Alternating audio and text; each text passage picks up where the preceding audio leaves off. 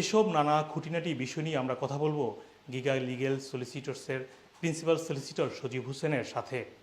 আরকিউএফ লেভেলটা হচ্ছে মানে একটা মানুষের এক্সপিরিয়েন্স কিংবা প্রফেশনাল কোয়ালিফিকেশনস কি এবং কোনো জবে পারফর্ম করার জন্য যদি গ্র্যাজুয়েট লেভেলের ডিগ্রি দরকার পড়ে অ্যাটলিস্ট অথবা 3 ইয়ার্স এক্সপিরিয়েন্স দরকার পড়ে, সেগুলোকে বলা হয় আরকিউএফ লেভেল 6 রিলেটেড ওয়ার্ক।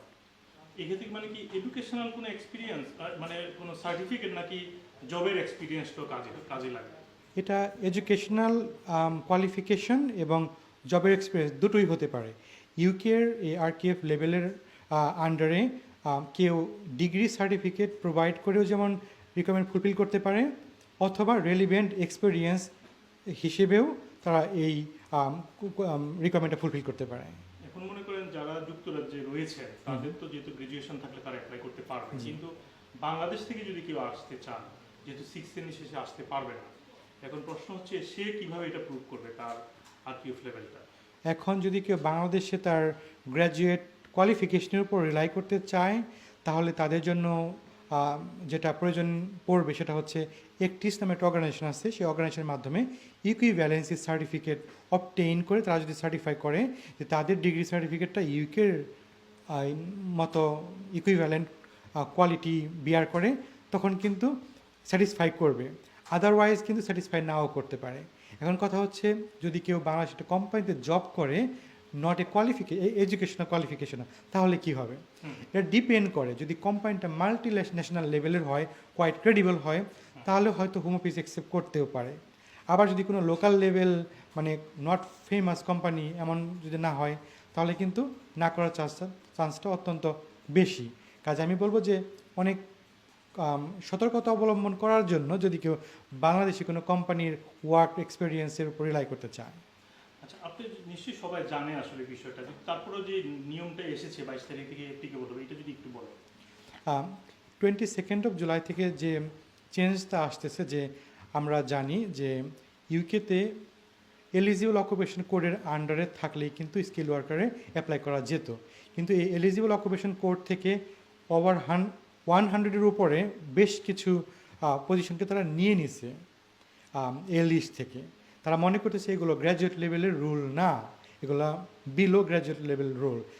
তারা কিন্তু এই 22 জুলাইয়ের পর থেকে কোনোভাবেই স্কিল ওয়ার্কার ক্যাটাগরিতে অ্যাপ্লাই করতে পারবে না, যদি না তারা আবার সেপারেট একটা লিস্ট করছে, টেম্পোরারি শর্টেজ লিস্ট। যদি ওই লিস্টেও না থাকে, আবার এলিজিবল অকুপেশন লিস্টেও না থাকে, তাহলে তারা আর পারবেই না। এই চেঞ্জটা কিন্তু নিয়ে আসা হয়েছে স্কিল ওয়ার্কার ভিসা ক্ষেত্রে, এবং স্যালারি রিলেটেড আরও বেশ কিছু চেঞ্জ নিয়ে আসা হয়েছে। টেম্পোরারি যে লিস্টটা করা হয়েছে স্কিল মানে এটা কি বেলো লেভেল 6? জি, মানে টেম্পোরারি শর্টেজ লিস্টের যে লিস্টটা করা হয়েছে, এখন যে মাইগ্রেশন অ্যাডভাইজরি কমিটি তারা অ্যাসেস করে দেখছে যে বেশ কিছু রোল রয়েছে যেগুলো actually not a graduate level role, কিন্তু ইউকেতে তাদের ডিমান্ড অনেক হাই, তার মানে এইসব পজিশনটা শর্টেজ লিস্টের মধ্যে। তো একটা কনসেশন হিসেবে টেম্পোরারি শর্টেজ লিস্ট তারা করেছে, যার আন্ডারে গ্র্যাজুয়েট লেভেলে জব না হয়েও স্কিল ওয়ার্কার ভিসার আন্ডারে অ্যাপ্লাই করে ইউকেতে কাজ করতে পারবে। তার মানে টেম্পোরারি শর্টেজ অথবা লিস্টের বাইরে সবাইকে গ্র্যাজুয়েট লেভেল মানে লেভেল 6 লাগবে। লেভেল 6 লাগবে, এক্স্যাক্টলি। এইটা ধরেন এতে বিশেষ করে আমরা যদি বাংলাদেশের পার্সপেক্টিভে চিন্তা করি, মানে কতটুকু সম্ভাবনা রয়েছে? এটা কি সম্ভব বাংলাদেশ থেকে আসা এই কঠোর করার কারণে? আমি মনে করি যে যদি খুব হাই কোয়ালিটি ফরেন ডিগ্রি কিংবা হাই কোয়ালিটি বাংলাদেশি ডিগ্রি না থেকে থাকে, ডিফিকাল্ট হয়ে যাবে। এবং ডিগ্রি শুধু থাকলেই চলবে, সে ডিগ্রিটাকে কনভার্ট করতে না পারে আপনার একটিসের মাধ্যমে, তাদের জন্য ডিফিকাল্ট হয়ে যাবে। আবার এক্সপিরিয়েন্স রিলেটেড যেসব ক্যান্ডিডেটস থাকবে, যদি হাই প্রোফাইল কোম্পানিতে কাজ না করে, মাল্টিনেশনাল কোম্পানিতে কাজ না করে, তাদের জন্য ডিফিকাল্ট হয়ে যাবে স্যাটিসফাই করার রুল। আমি মনে করি যে করে দেখা যেতে পারে, যেহেতু এখন এটা কোয়াইট নিউ, এখন শুরু হয়নি প্রসিজারটা, যে কীভাবে তারা এগুলোকে অ্যাসেস করে। যদি এক্সপিরিয়েন্সটাকে খুব গুরুত্ব দেয় এবং ওয়েল ডকুমেন্ট করা যায় যে একটা মানুষের জেনুইন এক্সপিরিয়েন্স রয়েছে কোনো একটা পার্টিকুলার সেক্টরে, তাহলে কিন্তু অ্যাকসেপ্ট করার কথা আমার মতে।